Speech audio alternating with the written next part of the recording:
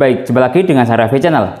Pada kesempatan kali ini, saya akan tes kabel charger buatan dari brand Venson. Jenisnya USB Type-C yang secara spesifikasi support arus hingga 5 ampere, bisa dilihat di sini.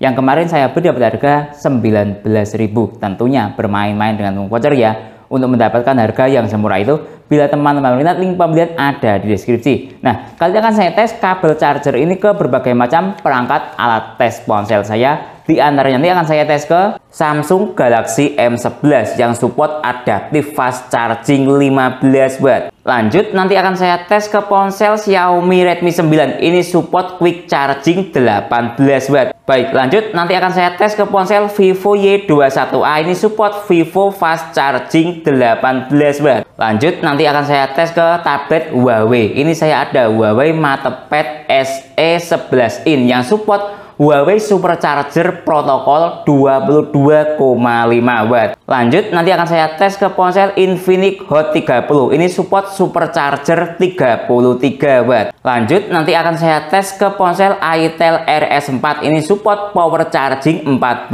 watt atau istilah mudahnya kita fast charging 45 watt. Lanjut nanti akan saya tes ke ponsel Oppo A3X. Ini support SuperVOOC 45 watt. Lanjut nanti akan saya tes ke ponsel Xiaomi Poco M6 Pro yang support turbo charging 67 watt. Lanjut nanti akan saya tes ke ponsel Vivo V40 Lite. Ini support flash charging Vivo 80 watt. Lanjut nanti akan saya tes ke power bank Cooktek. Ini support PD input daya 90 watt, namanya ultra fast input. Lanjut nanti akan saya tes dengan menggunakan USB Dr. Finirsi seri FNAC28 yang support arus 6,5 ampere dan masih banyak alat tes lainnya. Lebih jelasnya cek di deskripsi. Seperti apa performa kabel charger buatan dari brand Venson ini dalam mencharging ke semua perangkat yang saya sebutkan tadi? Simak videonya. Baik, ini yang kita dapat dalam paket pembelian kabel charger Venson 5 ampere yang dikemas dengan kemasan seperti ini.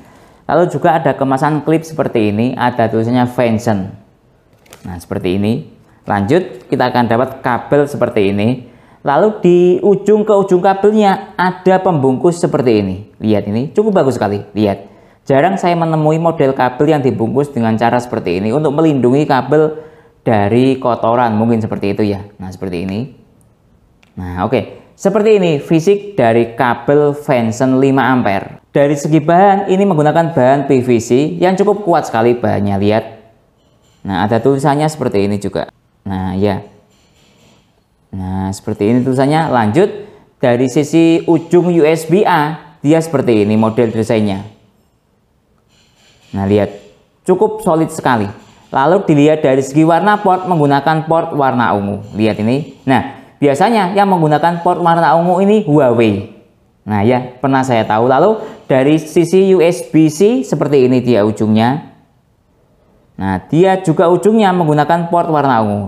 Jadi baik dari segi USB-A dan USB-C warna portnya ungu. Baik, lanjut kita bahas masalah build-in quality atau kualitas dari kabel Venson 5 ampere warna port ungu ini. Dari segi finishing, menurut saya ini finishingnya standar ya, tidak terlalu halus, tidak terlalu kasar. Lanjut, lihat ini, nah finishingnya, nah ya tidak terlalu halus, tidak terlalu kasar. Namun dilihat dari segi tingkat kekokohan kabel, cukup kokoh sekali sambungannya, lihat ini.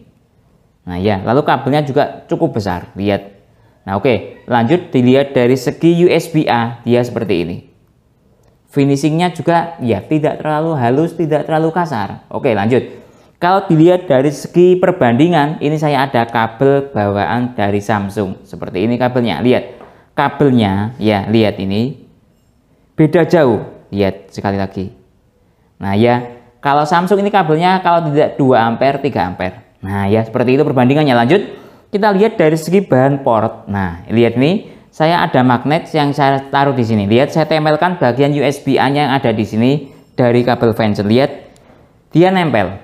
Oke, lanjut kita lihat dari segi yang bahan USB-C-nya ini. Kita tempelkan ke magnet, dia tidak nempel. Artinya, yang bagian USB-A ini mudah berkarat. Karena dia mengandung bahan yang mudah nempel magnet, sedangkan USB-C ini tidak mudah berkarat karena tidak nempel magnet. Sebagai perbandingan ada kabel dari brand Samsung, lihat ini. bagian USB A dia nempel juga. Lalu yang bagian USB-C kita lihat dia tidak nempel magnet. Artinya standarisasi kabel Venson ini setara dengan kabel bawaan ponsel. Dalam hal ini saya bandingkan contoh dengan kabel Samsung, setara atau sama lah ya kualitasnya dengan kabel bawaan ponsel Samsung. Baik, lanjut tes ke ponsel Samsung yang support adaptive fast charging 15 watt. Akan saya gunakan adapter charger bawaan juga yang support adaptive fast charging 15 watt. Lihat start dari baterai 12%. Nah, lihat ini logo yang muncul ternyata cuma charging ketika ke ponsel Samsung. Sepertinya tidak cocok untuk ke ponsel Samsung yang 15 watt atau kurang maksimal. Coba kita cek dari sisi struktur daya yang ada di USB Dr. Finercy dan stop kontak. Lihat ini. Dia mentok di daya 11 watt, stop kontak 8,8 watt dari sisi USB Dr. Finercy. Jadi kurang maksimal ketika teman-teman menggunakan kabel charger yang menggunakan port warna ungu. Menurut saya seperti itu karena ini mentok di daya 8,8 watt ke ponsel Samsung. Secara teori ponselnya support adaptive fast charging 15 watt. Baik, lanjut tes ke ponsel Xiaomi Redmi 9 yang support quick charging 18 watt. Saya hubungkan sekarang dengan menggunakan kabel charger Venson versus adapter charger bawaan ponsel atau Xiaomi 18 watt. Lihat start dari baterai 11%. Kita lihat statusnya quick chargingnya aktif, bisa dilihat di sini. Oke, biarkan mode ponsel standby biar stabil dayanya. Sekarang kita cek dari sisi USB Dr. Finercy versus stop kontak. Saya dekatkan di sini secara langsung. Lihat ini. Nah, dari sisi stop kontak mencapai hingga 16-17 watt, sedangkan USB Dr. Finercy mencapai hingga 14 watt. Nah, ini sudah masuk dalam kategori range quick charging Xiaomi 18 watt. Real berada di daya 14 watt dari sisi saya membaca ke USB Dr. Finercy. Baik, lanjut tes ke ponsel Vivo Y21A yang support fast charging Vivo 18 watt. Saya hubungkan sekarang dengan menggunakan adapter charger bawaan ponsel Vivo. Lihat start dari baterai 32%, indikator fast chargingnya aktif. Oke, biarkan mode ponsel standby biar stabil dayanya. Sekarang kita cek dari sisi stop kontak dan USB Dr. Finercy. Saya tata dahulu. Nah, sebentar. Nah, seperti ini. Nah, langsung kita lihat secara live ya. Lihat nih. Kalau dari sisi stop kontak mencapai hingga 20 watt. Kalau dari USB Dr. Finercy mencapai hingga 16,8 watt. Hampir mendekati 17 watt. Dari teori, Vivo-nya fast charging 18 watt. Jadi ada spasi sekitar 1,2 watt dari teori yang ada. Dilihat dari segi USB Dr. Finercy. Baik, lanjut tes kabel Venson 5A ke tablet Huawei MatePad yang support Huawei Supercharger 22,5 watt dengan menggunakan adapter charger bawaan tablet. Lihat start dari baterai 10%, supercharging aktif dan ada komanya. Oke, biarkan tabletnya mode standby biar stabil dayanya. Sekarang kita cek dari sisi USB Dr. Finercy. Saya perlihatkan seperti ini dan stop kontak coba saya tata sedemikian rupa biar terlihat jelas dua-duanya. Nah, seperti ini ya, lihat. Dari sisi stop kontak mencapai hingga 24-25 watt, 26 watt. Nah, lihat nih.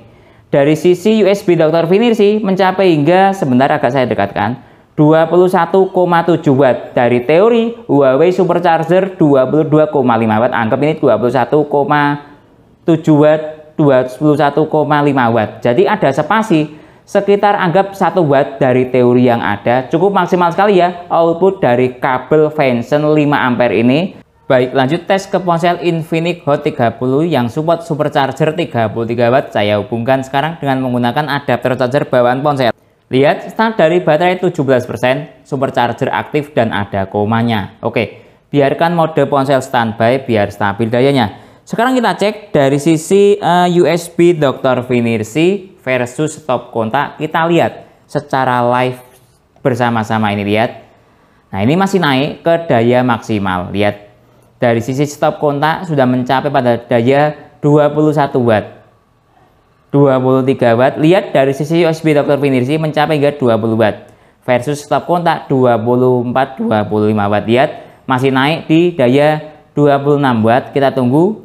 Nah, lihat ini ternyata dia naik di maksimal dayanya 26 watt stop kontak, 22 watt USB Dr. Finirsi. Secara ampere mencapai hingga 2,4 ampere. Nah, ini ya rel dari output kabel charger Venson yang secara teori kabelnya support 5 ampere, ponselnya supportnya 33 watt. Relnya ke ponsel Infinix Supercharger 33 watt mencapai hingga daya 22,6 watt. Dari teori ponselnya support sekali lagi Supercharger 33 watt. Baik, lanjut tes kabel charger ke ponsel itel RS4 yang support power charging 45 watt atau fast charging 45 watt dengan menggunakan adapter charger bawaan ponsel. Saya hubungkan sekarang.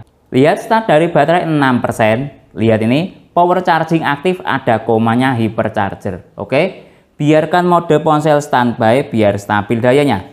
Sekarang kita cek dari sisi USB Dr. Finirsi dan stop kontak. Kita lihat secara langsung, lihat ini. Dia masih naik pada titik daya maksimal. Kita tunggu sampai pada titik daya maksimal dia mencapai hingga berapa watt. Lihat, dari sisi stop kontak sudah jalan di 32 watt.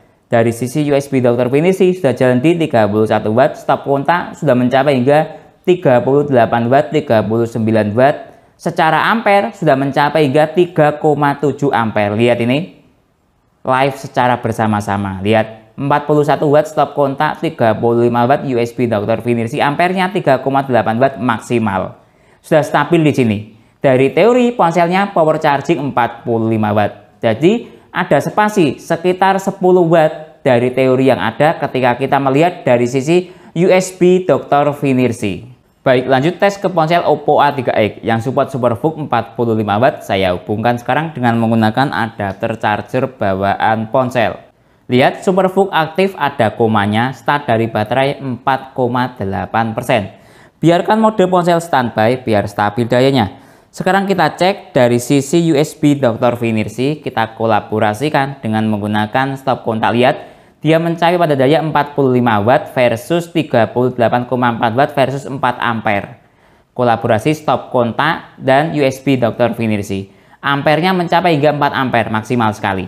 Dari teori ponselnya SuperVOOC 45 watt. Jadi ada spasi sekitar, nah ini sudah mengalami penurunan daya. Nah ini ya karakter dari ponsel SuperVOOC. Ini bukan kabelnya yang jelek. Jadi memang karakternya seperti itu. Ketika pertama kali colok, dia akan naik mencapai pada titik maksimal tadi di 38 watt atau 4 ampere. Selanjutnya dia akan turun ke daya stabil. Lihat ini daya stabilnya dia 2,9 ampere atau 26,3 watt dari sisi USB Dr. Finirsi. Dari sisi stop kontak 31 watt. Jadi kalau kita melihat dari sisi USB Dr. Finirsi, ada spasi sekitar 45 watt min 26 watt. Jadi ada spasi sekitar 19 watt ya, atau anggap 20 watt dari teori yang ada. Baik, lanjut tes ke ponsel Xiaomi Poco M6 Pro yang support turbo charging 67 watt. Akan saya hubungkan dengan menggunakan adapter charger bawaan ponsel. Lihat start dari baterai 2%, logo yang muncul quick charging. Nah oke ya, biarkan mode ponsel standby biar stabil dayanya. Sekarang kita cek dari sisi USB Dr. Finirsi, kita gabung dengan stop kontak. Kita lihat ini.